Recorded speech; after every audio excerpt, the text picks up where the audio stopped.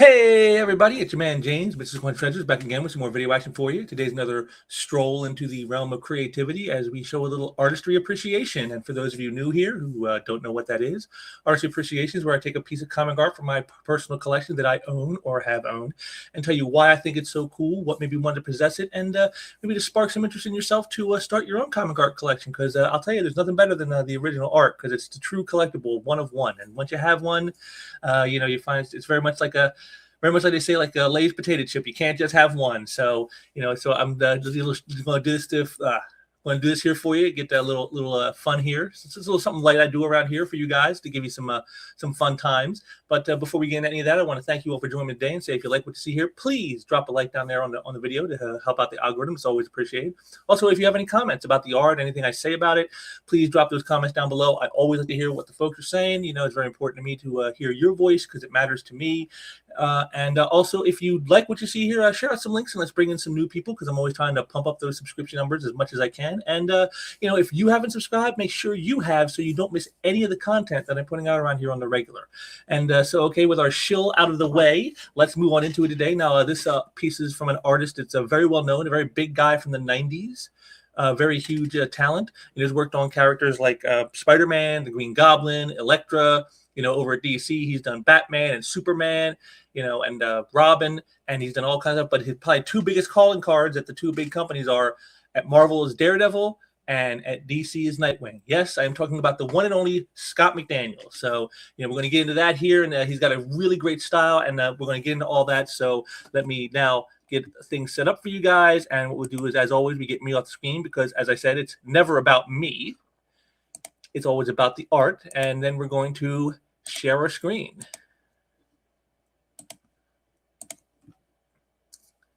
And here we are, X-Men number 8, page 9 from 1995. This is the series that took off from the Age of Apocalypse. If you remember that back in the day, with the X-Men titles, where it was all the dark future vision type stuff they did. And he was the character that crossed over from that alternate timeline to the mainstream Marvel universe, Nate Gray. And we're going to big up our image here as we normally do. Now, this series was normally done by artist Steve Skroke, but this was an issue where, again, I found this out from Scott McDaniel himself. He goes, this issue was kind of like a rush job because, Steve Skroke had fallen behind. And so it was him and a host of inkers who were brought onto this issue to try to get the book done on time. And so a very quick job here for Scott, inked by Mike Miller. And you can see here, you can see right here, this is his rendering style that it became very, very popular in the 90s. He didn't start out this way. If you've seen some of his early work, it's very much just, I won't say it's bland, but it lacked a certain dynamic. And yet here, by this point in the mid-90s, he had refined his skills, and he has this rendering style with very high contrast. From the whites to blacks. And not a lot of gradation in between. It's like has a very noirish feel, like an old black and white movie, those noir movies of crime and things like that. His art style at this period definitely has that kind of a vibe, and you can see it. Like the details in the bed sheets here that Nate's laying on. Just those wrinkles, the way he does them. There's no like little soft feathery gradations or like little feathery lines to denote textures. It's all very stark, one color, white or black, and I really like that about it. And again, we get down here to the main image, the guy coming up out of the water onto the boat, and you can see again the noirish feel. Like, look at the ropes right here.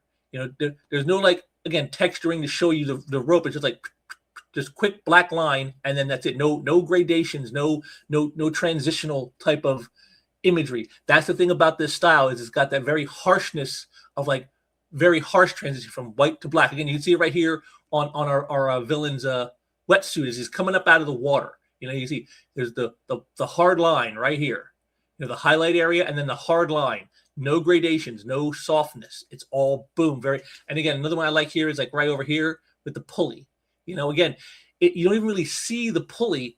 It's all just shapes. So it's like this is the line, and this is a line, and here's the shadows from those lines, and here's this inside the pulley, and then like it's all darkness because it's all on the moon being backlit, and so you only see this little highlighter. There's one knob on it. I mean, very much. I like this. Like I said, it's very noirish. It's got that that high contrast style that just really. But yet he can still do, as you can see in the faceplate here, when you see his face, he can still do very fine lines, very well.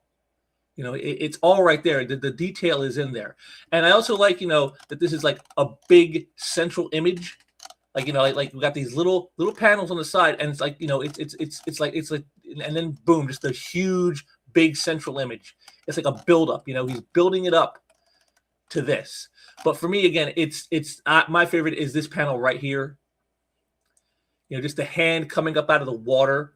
You know, it has a very noir feel right here. This is like something you would see, like if they did like a old black and white, you know, crime movie where a guy was, you know, getting onto a boat. You would see a scene like this where like just the hand is coming up over the edge of the boat as it's trying to climb in. That this is something you would see. And again, it's just the stark contrast. You got like all white in the background, and the hand is right there. I mean, it's in your face. It's you know. It just like really, like, he really pushes things forward with this style, you know, like he's like almost coming up out of the page with this high contrast style. And again, I like all the little squiggly lines, the white in there to indicate the water. And you're going to see how in the colored version, you know, some of this stuff, you know, they even try to play off it. But again, I think it looks better in black and white like this, you know, just these harsh contrasts from white to black, you know, and nothing in between, no gradations, no, like I said, the only fine lines you really see in the entire thing are on the water here and down here, and then in the faceplate here when you see his face. And that's about the only fine lines that are in here. All the rest are like very thick, bold lines, you know, to get that high contrast style. But when you see the colored version, you see, there you go. Now here, you know, it kind of, I say, you know, again, I won't say the colors is bad. I mean, he does a good job, but you can see like he's trying to do in the colors what Scott had already done in, you know, the layout and design of this with that high contrast style. You know, you can see like here with like the coloring on the bed, you know, with that highlight, trying to follow the lines, trying to get that texture too. And then I said even more so is like right here. Look at the highlight that was on the swim gear right here, and you know, back here where we saw here in the original art, it's like right here right where the black line is. That's where it cuts off, and all the rest was it. And look at this, they just use a color to try to connect it all in to make it all look like it's all wet, and you know, that's kind of neat.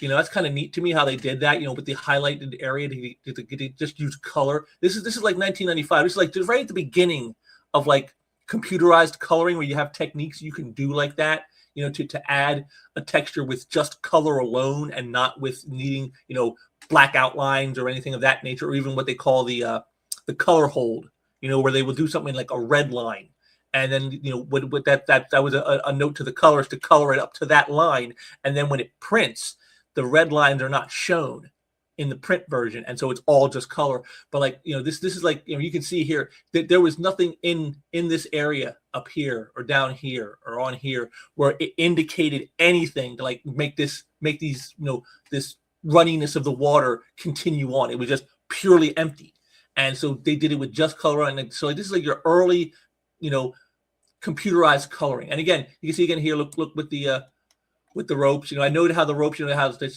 just a quick black line in there, and then that's it, and all the rest is white. And you can see here, look, they got the gradations in here with the coloring, you know. And again, so I mean, I don't want to say it takes away, but there is something a little lost. You see again, and the fixtures, you know, they were black and white, and now here they are with gold. And again, you can see the gradations that they get with the coloring. You see, like here's brighter, and then it's almost white, and it's almost white down to the yellow, you know. So you get the gradations through the coloring in here, you know, which, you know, I guess for a color book, if you're doing a comic in color, that's the way to go. But I just kind of prefer the black and white, the starkness, the contrast. I see here, you know, remember the hand was coming up, it was all white in the background. Now here, because of the coloring, they're able to get like little soft stars in the background, and then they colored the background like a night sky.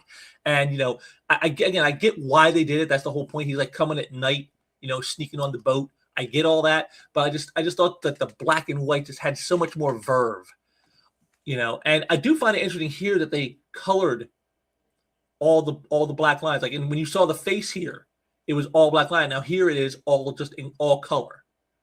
You know, that's interesting. Again, like I said, these are some of the techniques that were starting to be developed in the mid '90s with computerized coloring to do stuff like this.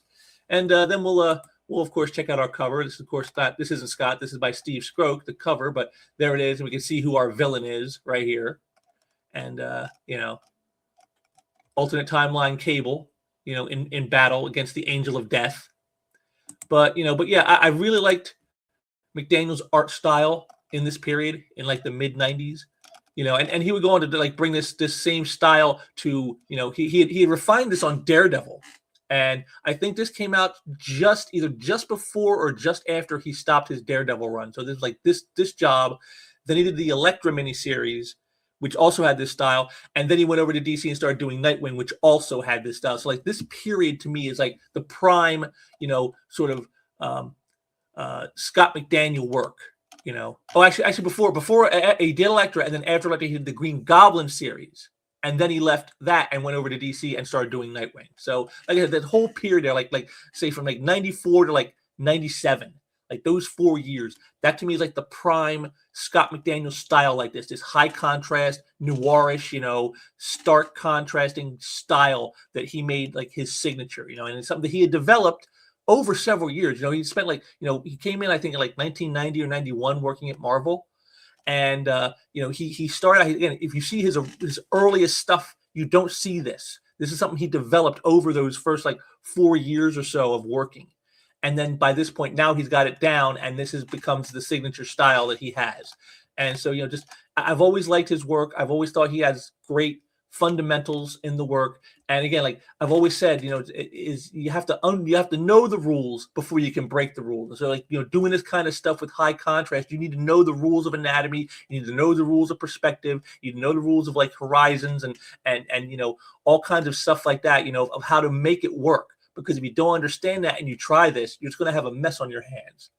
But as again, in the capable hands of someone like Scott McDaniel, yeah, this is excellent work. Again, just I love the sharpness of the image this way, you know, and the way he just plays with the layout, you know, just almost insetting all these little panels inside of a large, monstrous, giant panel, you know, a giant splash page, and to get that effect of the big image impact. That's great stuff. That's classic comics for you right there. So yeah, definitely want to like here, you know, X-Men #8, you know, by Scott McDaniel. Like I said, it was a rush, and this was a rush job. So, you know, to see the kind of great attention to detail that he put in a job that had to be done super quick. You know, he didn't have a lot of time on this because the book was starting to run late. So definitely an artist of great talent and great you know, artistic ability. So definitely one I enjoyed. So there you go. It's Scott McDaniel, X-Men #8, another one in the books. I hope you guys enjoyed checking that out. I had a lot of fun bringing that to you. I will be back soon with some more stuff. You know, I hope you guys are having a good holiday season and all that. But I definitely have some stuff planned. I hope you guys, you know, will be around for that. You know, even with the hustle and the bustle of the holiday. But I hope you also want to point out, make sure to check out the sequential art showcase I just posted up with me and Graham Nolan. That was a lot of fun with me and Graham. I had a lot of fun doing that with him, and I definitely want more people to check that out. I'm going to try to get some more of those coming to you guys, you know, in the future. And like I said, I got some more stuff I'm working on as always, so I'll have that for you very soon. So I will be back soon with more stuff. And until next time, take care.